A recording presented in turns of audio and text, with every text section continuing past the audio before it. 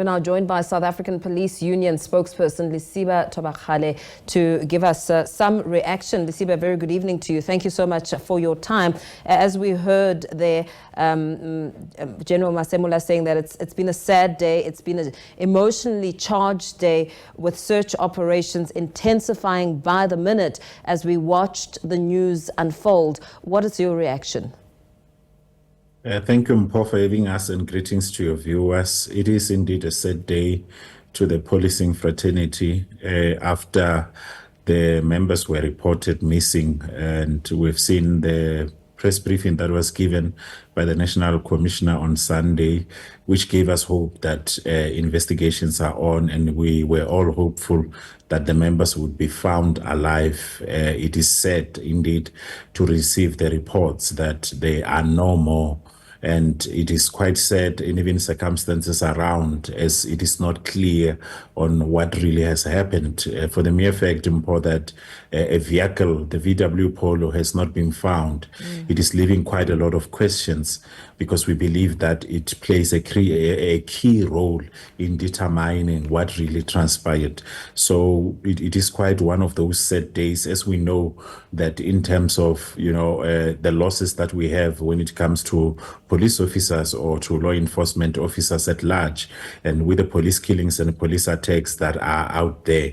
So we are just pleading to the society, and we know that this matter is not only affected the members in the policing sector or the law enforcement, it also affected the whole society, since it was, broadcasted, since the story, since it broke. So the society at large was quite involved in it.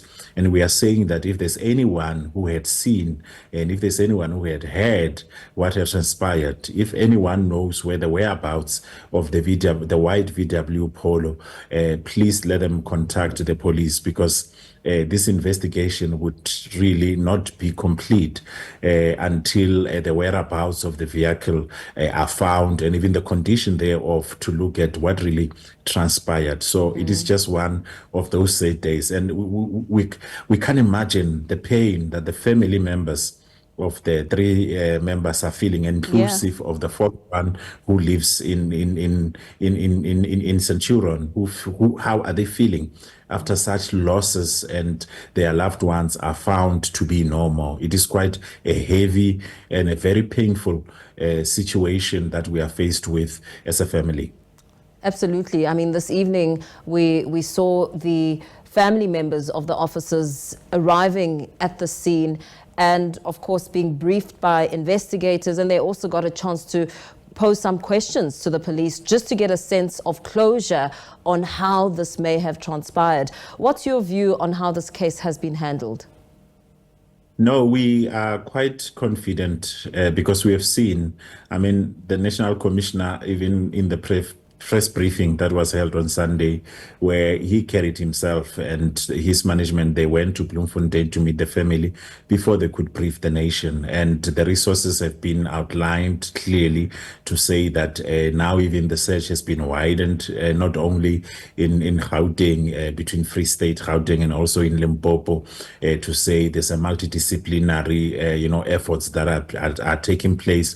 And remember, we believe in collaboration. That collaboration was clearly confirmed by the National Commissioner, and even today, when he broke to us the bad news, the very same collaboration, he mentioned the stakeholders. So we are quite, we don't have any issues in terms of how this matter, in terms of how they handled it, and even the psychosocial support that has been given clearly to the family members in this regard. That is also showing leadership by the National Commissioner and his management in this regard, to even allow the family members, to be, when they took them to the crime scene, to be the ones who are asking questions, not to really limit them in any way, because it is them who are even more affected than us as the law enforcement family. And that on its own, it really shows that, there is commitment to what is happening in this regard in terms of this investigation. And the case, unfortunately, Mpho, is not coming to an end here. There is there's still more that still needs to be done to find out about the vehicle, to find out about anyone who knows anything, so that the investigation can proceed further in this regard. And as those investigations continue to establish the circumstances surrounding the officers' deaths, what kind of spotlight do you think this case has now placed on the shoulders of police?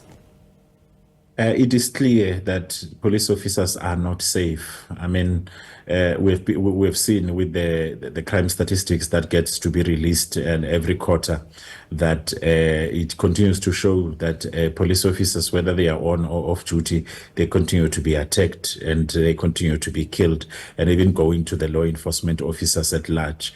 So it is a reality that we have, that there's a high level of criminality that is there in South Africa, and we need to deal with it at large.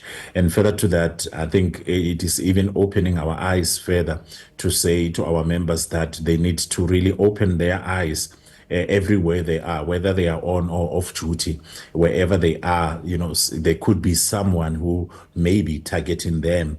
And I mean, we have seen with a number of those members who were murdered off duty in terms of the previous quarterly statistics that were released by the Minister of Police in this regard. So our members, we just saying to them, they need to be quite vigilant at all times, because if you are a police officer or if you are a law enforcement officer, criminals definitely would not like you, because you are there to enforce the law. You are not there to appease criminals. And if you take that hard line, then definitely one could be targeted. We are not saying that is the case with this case that we are referring to, yes, sure. But we are just saying it broadly in terms of how we have seen, in terms of the experience that we are having. Absolutely. Thank you so much for speaking to us this evening. Speaking there to the South African Police Union spokesperson, Lesiba Thobakgale.